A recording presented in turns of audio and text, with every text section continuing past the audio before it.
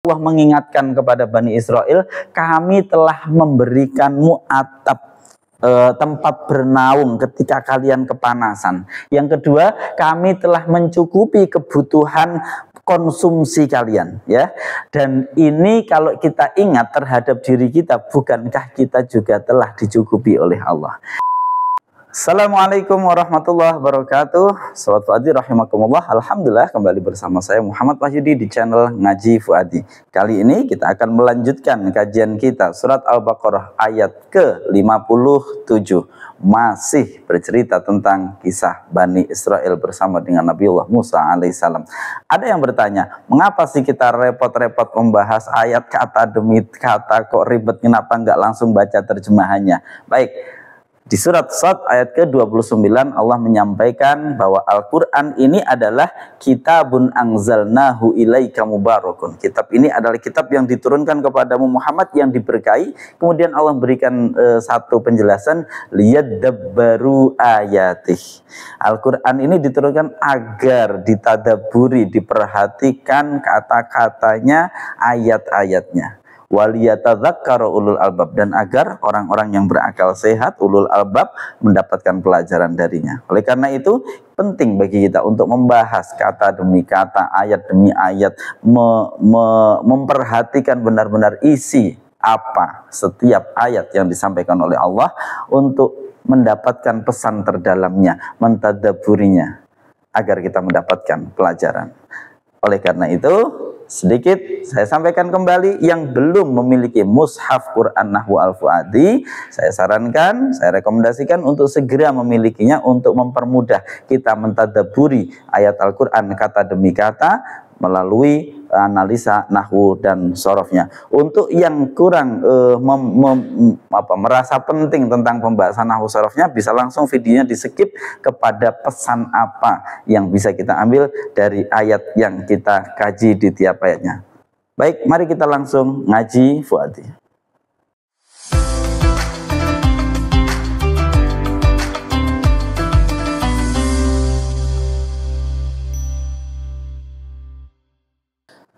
A'udzu billahi minasyaitonir rajim. Bismillahirrahmanirrahim.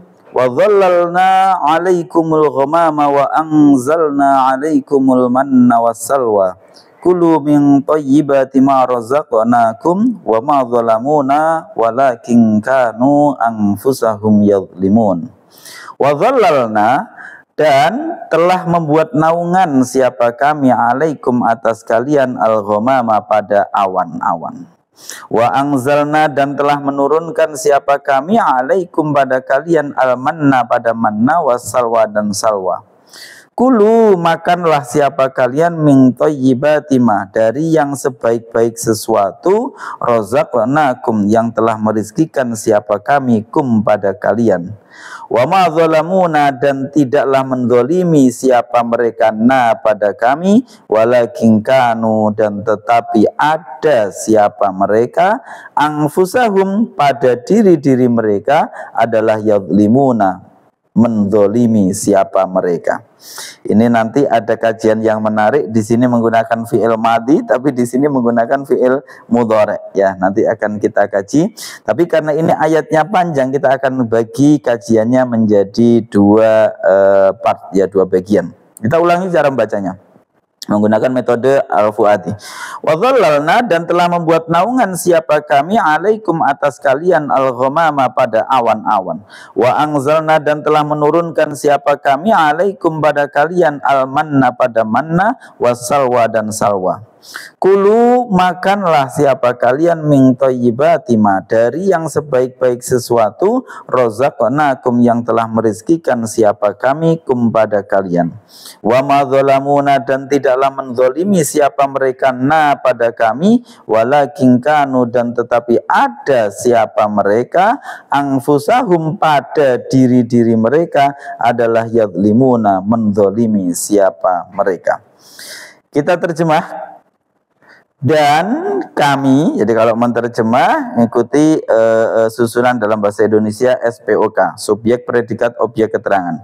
Dan kami telah membuat naungan atas Ya, diulangi. Dan kami telah membuat naungan atas kalian pada awan. Kalau di Indonesia kan mungkin lebih enaknya. Dan kami telah membuat awan ya menjadi naungan ya atas kalian. Mungkin seperti itu. Wa anzalna, dan kami telah menurunkan pada kalian manna dan salwa.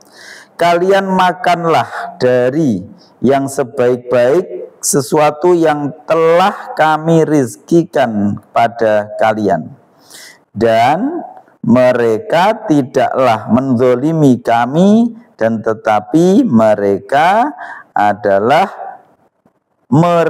menzolimi diri-diri mereka sendiri. Nah, seperti itu kurang lebih terjemahnya. Kalau versi Kemenak ini terjemahnya, kami menaungi kamu dengan awan dan kami menurunkan kepadamu manna dan salwa. Ya, seperti itu saja kalau dalam terjemah Kemenaknya. Makanlah yang baik-baik dari rezeki yang telah kami berikan kepadamu. Mereka tidak menzalimi kami, tapi justru merekalah yang menzalimi diri sendiri. Baik, kita lanjutkan kajiannya dengan menggunakan analisa kata per kata menggunakan papan tulis. Semoga kita dapat memahami makna yang dimaksud oleh ayat ini. Baik, langsung saja kita lanjutkan. Wa dzallalna, dan telah membuat naungan siapa kami alaikum atas kalian al-ghamama pada awan. Wa anzalna, dan telah menurunkan siapa kami alaikum atas kalian al-manna pada manna wa salwa dan salwa. Kami telah membuat naungan untuk kami telah membuat awan sebagai naungan untuk atau atas kalian, dan kami telah menjadikan atau menurunkan untuk kalian al-manna dan salwa. Ini adalah peristiwa terkait Bani Israel yang pada waktu itu diperintahkan oleh Allah untuk memasuki satu kota yang Allah menjanjikan kalau kamu memasuki kota itu maka kamu akan menjadi orang yang menang, menjadi pemenang. Ya, meskipun kota itu dikuasai oleh orang-orang yang kejam, tapi kalau kalian mau masuk ke sana kalian akan menjadi yang menang. Tapi kemudian mereka menolak, tidak mau mengikuti perintah Allah itu, lalu kemudian Allah berikan kepada mereka apa istilahnya ukubah, siksaan, yaitu berupa apa? Mereka dibuat tersesat di padang Tih, ya, menurut di tafsir antara Syam dan Mesir. Ya, ini mereka tersesat di padang Tih selama 40 tahun. Ada yang menyebut selama 40 tahun mereka tersesat di situ. Nah, selama di padang Tih itu mereka tersesat, kepanasan, tidak memiliki tanah air. Nah, selama terlunta-lunta di situ, Bani Israel kemudian minta kepada Nabi Musa, bagaimana ini kita kepanasan? Maka oleh Allah diberikan nikmat, yaitu berupa mereka meskipun tidak punya tempat tinggal yang tetap, tapi oleh Allah dinaungi dengan adanya setiap siang itu ada awan yang dibuat oleh Allah untuk menaungi mereka. Kemudian ketika mereka kelaparan, mereka disiapkan al-manna wassalwa. Baik, untuk lebih jelasnya mari kita kupas kata demi kata. Wa dzallalna, wawu ini adalah kalimat huruf ataf. Huruf ataf ini untuk menghubungkan ayat ini dengan ayat-ayat sebelumnya. Berarti ayat ini adalah bagian dari ayat di mana Allah menyebutkan secara detail nikmat-nikmat yang diberikan kepada Bani Israel. Ya, tentu berarti kita di sini sama. Posisi kita adalah sedang disuruh disuruh untuk mengingat nikmat apa saja yang telah Allah berikan kepada kita. Oleh karena itu, di sini menggunakan pakainya kum, bukan hum. Ya, bukan alaihim, bukan, tapi alaikum. Meskipun konteks ceritanya Bani Israel, tapi kita diajak oleh Allah untuk masuk ke dalam cerita itu seakan-akan itu kita. Nah, maknanya apa? Maknanya berarti nanti di sini kita diminta untuk merasakan sekian banyak nikmat yang telah Allah berikan. Sering saya sampaikan terus ini di tiap kajian untuk mengingat. Dzallala ini adalah kalimat fi'il. Ya, dzallalna ini asalnya dzallala kemudian bersambung dengan na. Berarti ini adalah fi'il madhi, hukumnya mabni.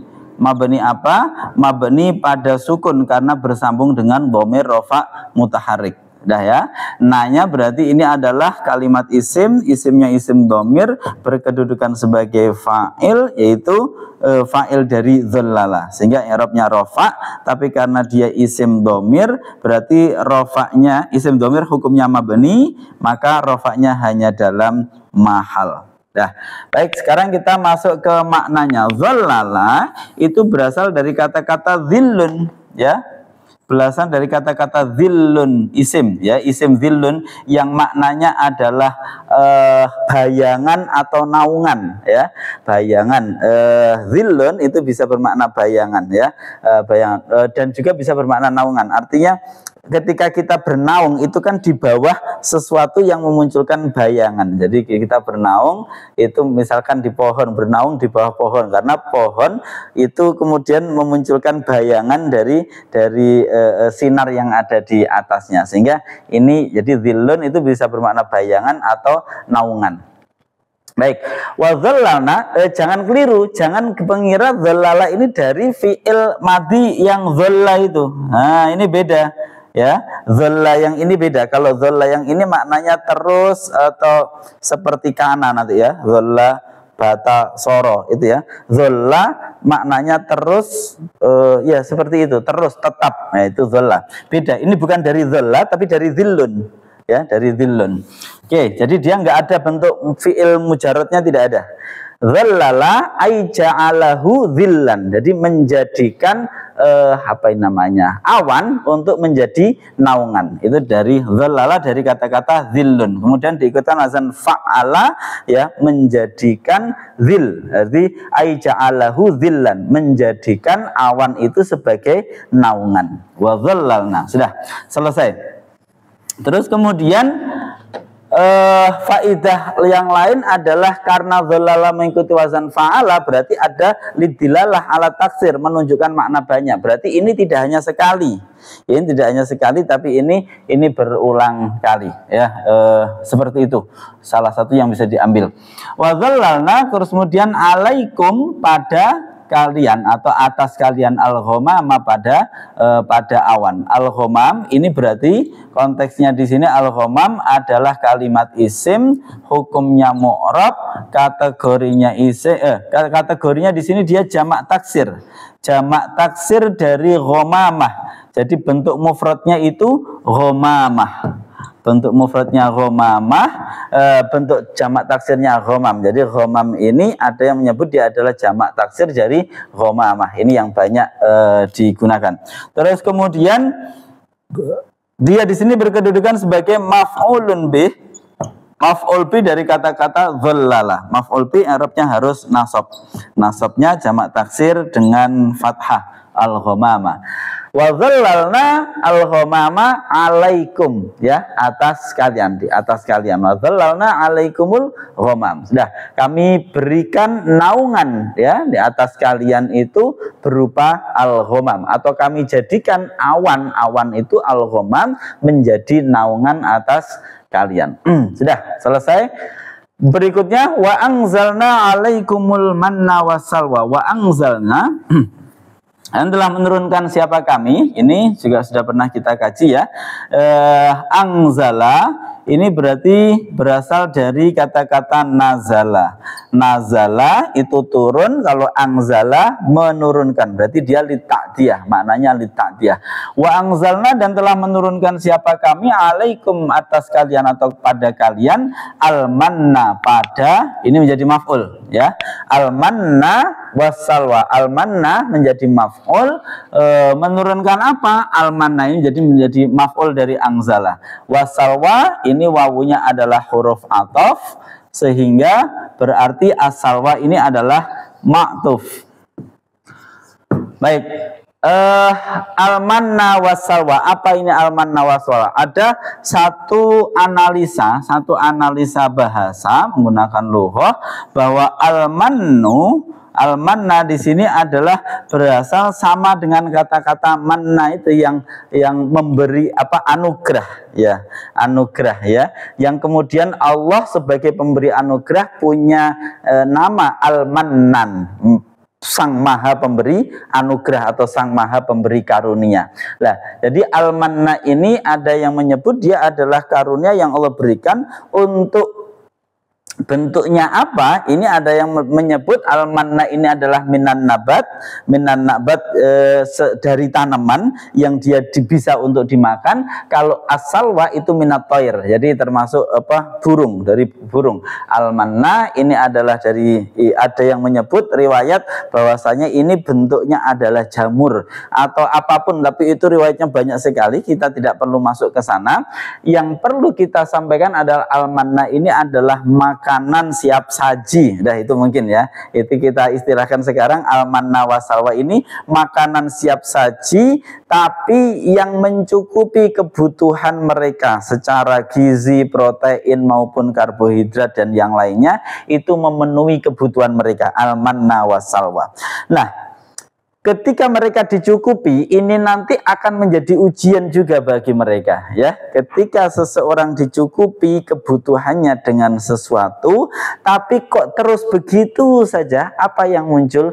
Manusia akan muncul ketidakpuasan. Jadi ternyata nanti kita akan ambil ini apa namanya, pesan dari ini kita akan ambil di penggalan ayat berikutnya, karena ini nanti masih ada satu penggalan lagi yang kalau kita bahas nanti terlalu panjang durasinya.